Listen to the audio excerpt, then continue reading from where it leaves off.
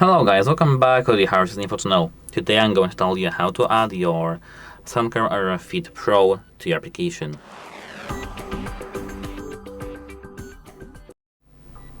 So at first go to the settings and now tap connected devices. Here tap per new device, and now here in the available devices list we should see our headphones if we enter the pairing mode.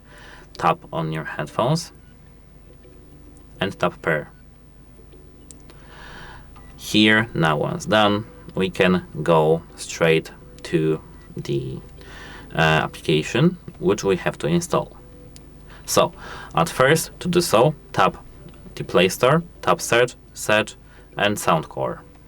Here, this is this application, tap Install right here.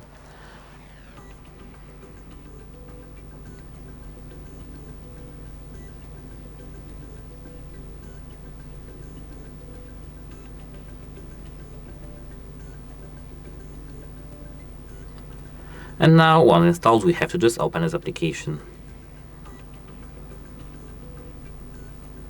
Tap Open,